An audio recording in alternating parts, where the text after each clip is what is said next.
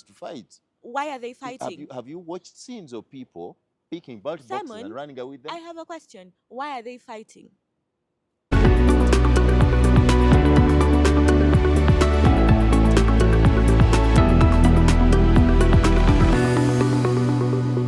All right, Kale, this is the ASML News. Yugi, I welcome you to my very first female-dominated panel ever. Must be a wonderful discussion today on the sidelines. Tonight, you'll have a wonderful blast from a combination of female chauvinists. The first ever combination of young female activists. This should be one of those that conclude my career. I've not had one like this before. Welcome to the silence on the N7 News, Yuki. Enjoy this best set of my guests today. Some look like my daughters. All look like my daughters. Certainly, they are not my daughters biological, but they are my daughters in sense. Okay. Welcome to this special day. I'll start with introducing my guests, or I'll ask them to introduce themselves for fear of contradictions. Welcome to the SML News, Yugi, on the sidelines tonight. Thank you very much for having me. My name is Apili Cynthia Esther. I'm a revolutionary, a student at Makerere, and a political analyst as well. I don't know about the chauvinist, but I think it's one of the things we'll dissect as well in this segment. Thank you. Hi everyone, my name is Aloikin Praise Opoloje. I am a lawyer and I am a revolutionary, formerly an activist. Formally. Yeah, formerly That an means activist. you have retired from activism at that early age. Yes, Formally. to revolution. To revolution. Oh. I feel like they're two distinct things that we shall properly, just like the chauvinist conversation, dissect in this podcast today. Wonderful. Yeah, thank you. My name is Kemi Toma, and I am a revolutionary, and I am a psychologist as well. But right now, I focus on the revolution, and I am also a finisher, which is very important. And I will help to define who really a finisher is. The ladies that you see here. Let's start from the revolution. Yes. Let's get the revolution. What is the revolution about? Revolutionizing what for what? Yeah. Explaining the finishers is part of explaining the revolution. Okay, there you are. So like I said, I'm a finisher, and we're all finishers here. And a finisher is a revolutionary.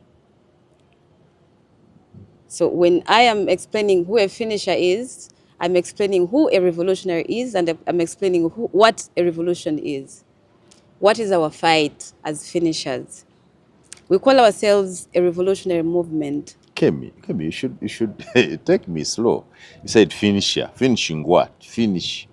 Simon, I'm coming. Okay. If you give me the time. Okay. Yes, we call ourselves a revolutionary movement, not a political party, not an NGO, not a civil society organization, but a revolutionary movement. Why? Because there is something that needs to be finished in Uganda. And we are presenting ourselves as young people. When you look at our collective, I think 85% of us are below the age of 30. You see? Young people. But if you look at the demographics of Uganda, population-wise, generally, 78% of Ugandans are below the age of 35. The majority of us in this country are young people. We could have started a political party or joined one, but we have seen this, and we've seen political parties and organizations that have not helped us. So we are saying we are the majority, yet we do not have power to do anything. We're a group that is broke. We're a group that is unemployed. We're a group that lives in sheer anxiety, scared of a future that we cannot even map out right now. And that is when we decided to sit down in that misery and ask ourselves what ought to be done. What ought to be done in this period right now. So what you want to finish is political. And it was at that point that we arrived at a revolution, that what ought to be done today is a revolution. And we took ourselves back to 1986. Was that not a revolution that happened? And if indeed it was a revolution, how come that today, 2026, we are saying we need a revolution? Because the revolution did not happen. That is how we find ourselves in this chaos and confusion right now, that we have a country that is not led by a constitution. We do not have a constitution as Uganda. What is that? We have a constitution of paper that can be used, that can be raped, that can be defiled by the ones in power. That is not a constitution. It is not a people's constitution. So Go slow. Kim, have you read our constitution? Yes, Simon, I've read our constitution. The preamble of our constitution says, we the people of Uganda. And when you say it's not a people's constitution, then you're actually committing treason. It is only a statement. It is only a statement written down in what ought to be the constitution. But when we have one man with the power to come and change any part of that constitution when they please, it has ceased to be a constitution. It is simply a paper, a mere paper. So where we are right now as a country, we are living in illegitimacy. We are being led by a state, by a government that is illegitimate. They are not in power legally. An elected government, yes, elected on the 15th of January 2026, duly sworn on the 12th of May 2026. And I'm here standing on my 2 feet saying it is an illegitimate government. Illegal. Illegally in power. What misses in making it legitimate? If elections were held, yes, the leaders were sworn in, yes, handed instruments of power, yes, what then forms its illegitimacy? Can I? Please do. Yes, yes, no. please. Thank you so much. And this one's a lawyer. So when you look at the question of the legitimacy of a government, I don't know if you've interfaced with a book that is written by Professor Ogenga Otunu that speaks to political legitimacy and political violence. When you interface with the legitimacy of a government, it's a concept that transcends elections. It goes to answering questions like, is this government still answering the questions of the people? If we are living in a country where we still have people, part of us, dying out of hunger, like the people in Karamoja, then this government cannot be legitimate. If elections cannot happen without violence being meted out on the opposition, then that government is not legitimate. Because legitimacy of a government and force are directly proportional. They're inversely proportional. That if force increases, then the legitimacy of that government reduces. If that's not the case, then there wouldn't be need for violence in these places. A government that is put in place by an electoral commission where the chair of that commission is heavily partisan and cannot stand up and say, this election was unfair. We have had judgments that have been passed in different cases, and in those cases, it has been held that these elections were unfair, these elections were rigged, to the point that the opposition cannot even trust the courts anymore as a place of avenue. But I feel to delude ourselves that this government is legitimate is to drive us far away from the conversation. Sorry, my daughter, that we are trying to have here today. Remind me of your name again. My name is Aloy Kin. Aloy Kin. Yes. What defines a legitimate government? And that's what I'm trying to tell you. We must be serious. Yes. Because you said you're a lawyer. Yes, I am. Yeah. The tenets of a democratic governance are, first, the will of the people, right? And that's what I'm trying to explain to you. And the people of Uganda willingly. In what kind of election? In what kind of election? When you walk out on the streets of Kampala, where you're supposed to see the police, you see the army. There is militarization of every aspect of this country. If you're trying to pick up systems and say this government has led by system, then why is the CDF, the head of the army, putting his nose in the issues of politics in this country? Why are opposition leaders being abducted? Why are dissidents being abducted for speaking up? I feel, Simon, to be fair. Young people, the inclusion of a military Yes. is constitutional. No, it's not. It is. The No, it's not. composition of our parliament. The military is not even supposed to be among The civilians. composition of our parliament includes 10 members, And that's representatives what we are of the talking military. about. We didn't start. And that was decided That's by the why people we of call Uganda. ourselves the finishers. What do you mean it was decided by the people of Uganda? Because the constitution was made by the people. In 1995. Simon, I have a question for you. Yes. Which part of our constitution legitimizes the military being out on the streets during election or to participate in elections? No, our constitution allows the police Thank to manage you. law and order. Exactly. But it also allows the police to seek for reinforcement from the military in case of danger. In case of? Danger. So are you trying to say that Ugandans are a danger to themselves? No, because you cannot guarantee the conduct of all Ugandans. What you have not seen influences? people Okay, fighting? follow me here on the chain of thought. What influences that conduct? A breakdown in our morality. Breakdown in our morality. Somebody chooses to fight. Why are they fighting? Have you watched scenes of people picking ballot boxes and running away with them? I have a question. Why are they fighting?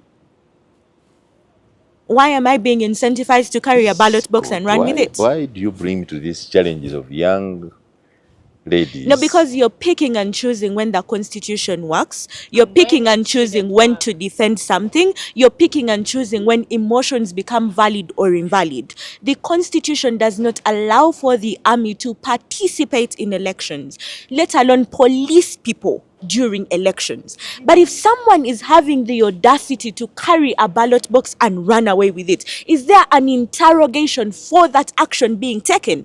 But also, what about that warrants the army? Is that something the police cannot efficiently take care of?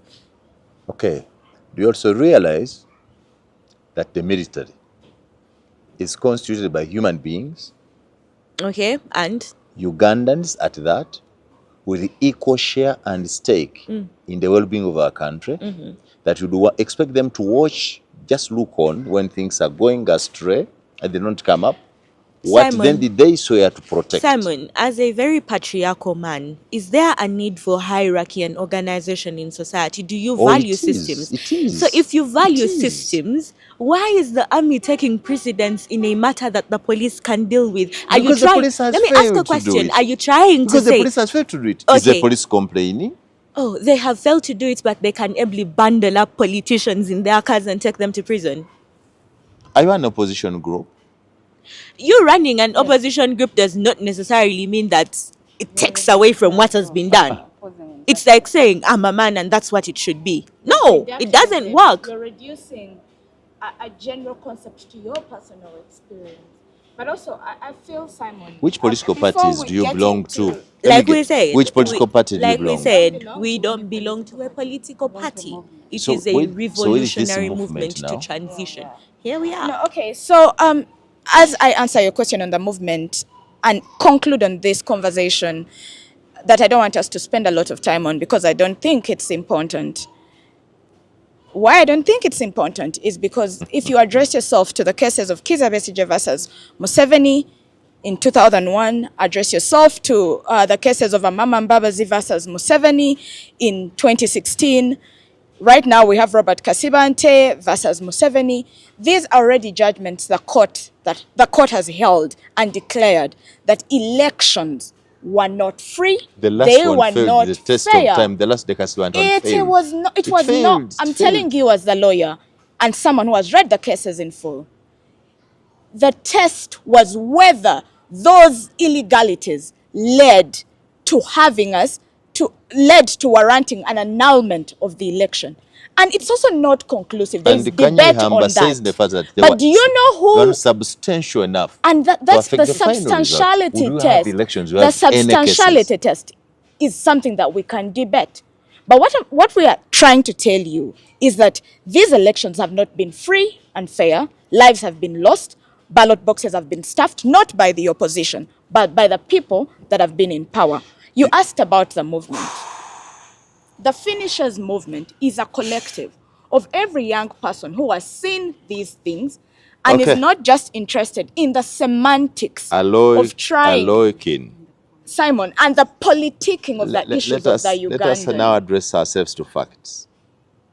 Facts. Okay, what are the facts? I want to read Article 78, Clause 1C of the Constitution of the Republic of Uganda, which allows the army to participate in politics by providing for the representation of the army, the UPDF, as a special interest group in Parliament. Can I interject? Yeah. The article provides for their participation to find representation, not to prohibit free and fair elections.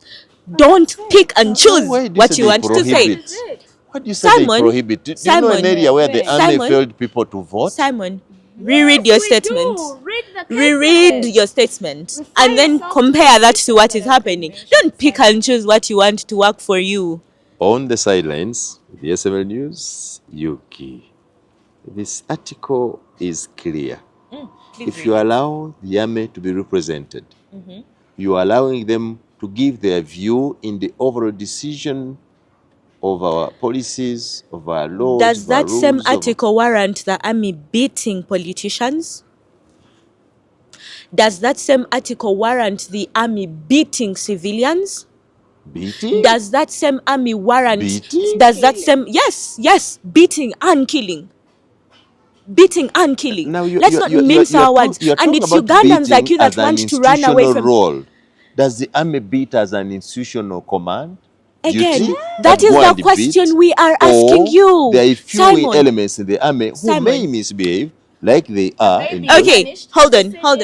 No. I want us to realize something. Someone has a point. Now he's running away from the point at the realization that it is not holding up. Your first statement was they can't participate in the election. The constitution clears and says it is to find representation. Our query is, must the army beat people? You're saying a few individuals that are indisciplined don't represent the institution. Okay, a few Ugandans that steal ballot boxes don't represent the entire nation. Okay. Do you win the argument? Are you an anti-Museveni group? Yes. But it's again, why should opposition just be about anti-Museveni? Is he the only person that is doing wrong by the Ugandan people? Why am I calling you anti-Museveni group?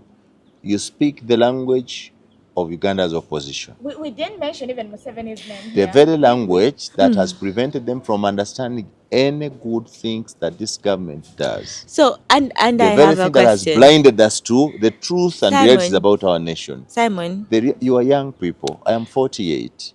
Many of you are below 30. And this begets my question. The history of our country. Simon, I have a question for you. That warrants the involvement of the military in our politics. Okay, now I have a question for you. Because you keep shifting goalposts here and there. But in the realization of all these beautiful and amazing things that this government has done for the country, the external debt, who is the working population that is going to pay for it? The amount of money spent in the sham of an election that has amounted to the debt that we have, who is going to pay for it? I fail to agree with you on the sham of election. We it's okay. In these elections Simon, willingly. It's okay for you to... Nobody is forced or forced in our country to vote. Simon, it is fine whether you agree or not. That is your personal opinion. I am asking a generalized question that requires an answer. The heavy external debt we have, who is the working population that is going to pay for it? Of course, it's you. So why should I not have a say in what the sentiments I have? Winding up, so you'll pay. I like the fact that you recognize that. So why should I not have a stake in conversing about the things that influence that position? There are avenues of you having a stake.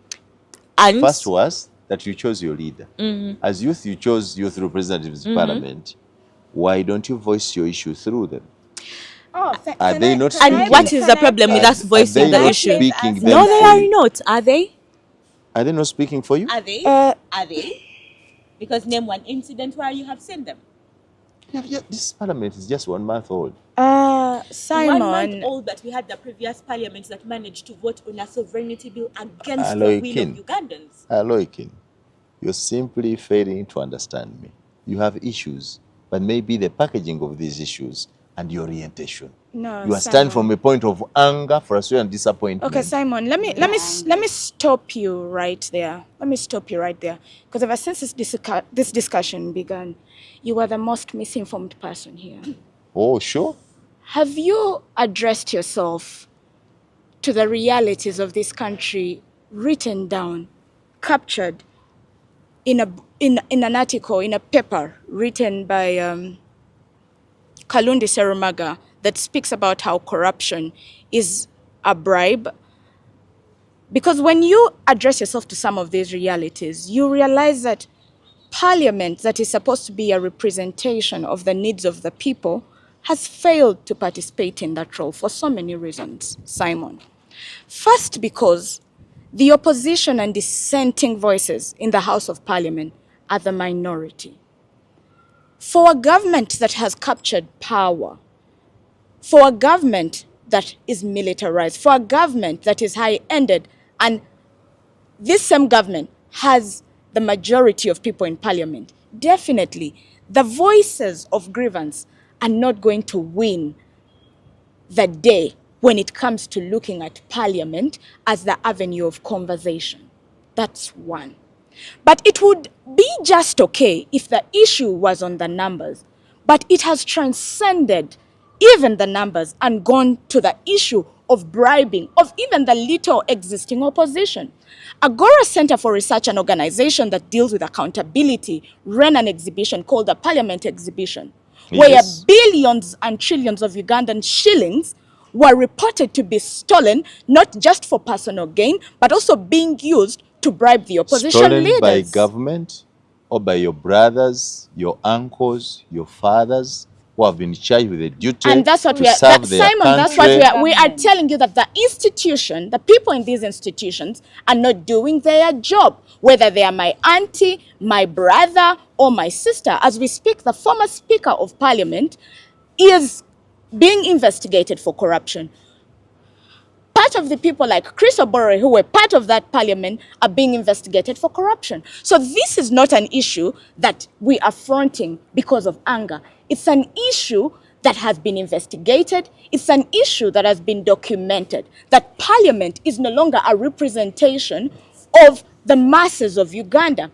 It has failed to deliberate on the issues that affect Ugandans. Instead, it has become a bribe that the government uses to, one, legitimize its legitimacies. If they want to tamper with the constitution, get the parliament to pass it for you. If you want to suppress dissenting voices, get the parliament to pass it for you. If you want to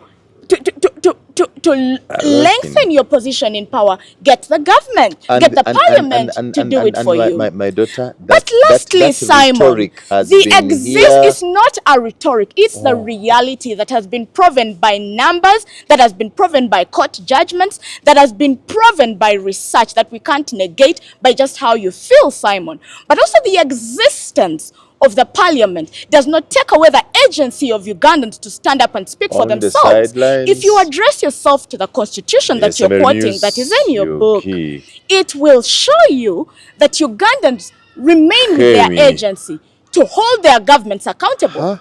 Address yourself to the duties of a citizen. And it's in that same breath that us as the finishers stand up and say, now what do you want to finish? Incomplete. What do you want to finish? Now let's speak to that. Not start? Let's speak to that. You understand? Because the question, you understand. The social contract that exists within us does not necessitate us to have been there when people went to the bush to fight for this country, for us to call them out. Your child or your children's children have the right to call this government out if they find it in power, because it's their duty. The social contract is not something that runs on sentiments that you wake up one day and say, we feel good because we used to have war and now you guys don't understand war. You were not in the war, so you can't hold this government accountable. You ask us what we want to finish, Simon. This is what we want to finish. If you could just allow even 3 uninterrupted minutes, that question would be answered. I want Kemi to, you get to Kemi. Kemi, get the mic. I saw you first. So I'll say, it's you, Kemi, who is leading a group of overzealous young people into loads they cannot carry. And before you know it, you have shut their future. These are young people. Yeah. They are talk about a revolution they never started. They were not even born when the revolution started, and they want to finish it. Is that tenable? Simon, I'm going to correct you here. I'm not, yes, you met me first, and I've led these people to you, but I'm not necessarily the lead of the finishers. Yeah. What is the thing you are calling make that straight. finishers? Is it a registered group? Now, I'm going to use Praise's statement that if you can give us, even if just 2, not even 3, even 1 minute uninterrupted. 3. You said 3 uninterrupted. As a Yes. father, 3 uninterrupted. Yes. I'm listening to you, but make sure that Thank what you, you pump in Simon. my head is correct. I'm going to bring back the discussion to where it should be. Because the things we're discussing here, it's just noise. You see, we're arguing about statistics and about facts. And we know the facts, but for the sake of argument, we're just arguing. So I wish we could go back to why we came here as the finishers. Our struggle, our fight that we are finishing is a struggle for democracy. It is a struggle for economic freedoms. That is our struggle. Now you might ask, you might say you're finishing something you did not start. Museveni and the oldest people in this country did not start that struggle. The struggle for democracy, the struggle to be free, the struggle for self-determination does not begin with Museveni and his contemporaries. That struggle begins when the British colonizer comes in Uganda and we have Ugandans rising up to resist against this encroacher. That is when the struggle begins. So let us not get it wrong that, oh, you people want to fight Museveni. Museveni is not our issue here. Yeah. If it was Amin, would have still waged this struggle the same. If it was Tito Okello Lutwa, would have still waged this struggle the same. Democracy and economic freedoms for every Ugandan. It does not matter what tribe you are. It does not matter what religion you belong to. It does not matter what political party you belong to. I started by saying we are not a political party.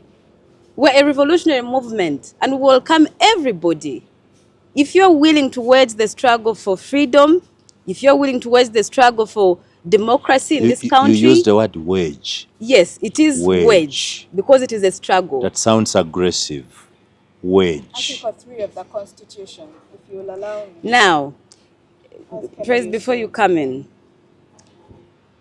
I would say that the issue that has existed in different opposing groups of this government, it has been our how.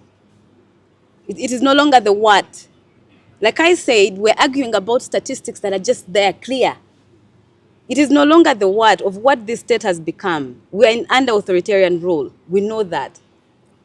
So the how do we end this chaos is what different groups have not defined for us, and we're here to define it. We are saying that we are going to reach there, which they have said is a fight for democracy and economic freedoms. How we reach there is through constitutional resistance. So I've said authoritarian rule. Constitutional resistance. We are going to resist authoritarianism. We are resisting dictatorship. We are resisting the idea of having the president being succeeded by the son, even just the idea of it. When other countries are leaping forward towards democracies, we are going back, we're going back behind. We said, we woke up one day and as a country we said we cannot have Uganda under Buganda. Those were the conversations before we got independence, that we cannot have Uganda being led by Buganda. We want a republic. And we voted for that republic. But now we are going back, we are descending back, where a president leaves the son behind, king and son and prince. So you asked, are you anti-Museveni? Yes, we are. We are anti-Museveni, we are anti-Musevenism, we are anti-dictatorship, we are anti-authoritarianism, we are anti-imperialism, we are anti-the colonizer, which we think Museveni has been inherited all the colonial structures of Uganda. So when we say the struggle we are fighting it has nothing to do with Museveni. It is because he inherited a structure that we are fighting. We could get another president tomorrow and he inherits the same. So taking away Museveni has not helped us. Our struggle is structural. We are fighting systems, Simon. And that is why I get mad when we come here and you want to push the conversations in sentimentalities that don't help Ugandans. We are finishers, we are young people, and if there is something that dominates amongst all of us, we are here to finish this business, and we are not giving up. It will take death, it will take us being locked in the basements we've seen. There is nothing new this government is going to do to us that we have not seen, and we are ready for it. And just for context, on this struggle, Simon, the struggle that we aimed to finish was started way before, yeah? Because even before the white man comes into this country, there are systems that still oppress a certain number of people. In kingdom systems like the feudal system, there were the Bataka, for example, and these people were not benefiting from the factors of production that are given by nature to the benefit of all. There were a specific group of people that were benefiting and exploiting these resources selfishly for their benefit. When the colonizer comes, the colonizer hinges on those systems, basing from the mercantilism that the finance capital in the UK and the Western world in general was trying to look for, new places to exploit, new markets to exploit. They sit down and come up with a Berlin Agreement and say, yeah, this is how we are going to partition Africa. They scramble and partition Africa, put us in certain confinements. They press kingdoms together, they press different regions together and form the countries that they form. They come and rule us indirectly by divide and rule.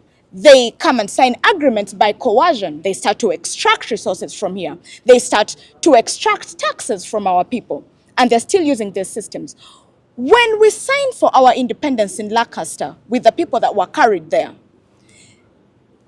these people inherit a constitution that does not dismantle this economic disparity. And this economic disparity that leaves the factors of production in the control of a few people that have been inherited not just by the Museveni government, but by the Obote government, by the Lule government, by the Okello government, that question itself, that question of who holds economic power, who exploits this economic power, who benefits from this economic power, has been cemented and grounded by the Museveni government through divide and rule, dividing people by factions. You belong to this political party, you belong to this political party, you belong to this tribe, we belong to this tribe.